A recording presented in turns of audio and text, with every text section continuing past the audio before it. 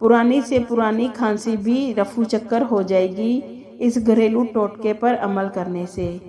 एक अनार के छिलकों को सीधे तवे पर जलाकर बारीक पीस लें और एक चुटकी असली शहद 1 चम्मच में मिलाकर खाने से ख़तरनाक खांसी में भी आराम आ जाएगा।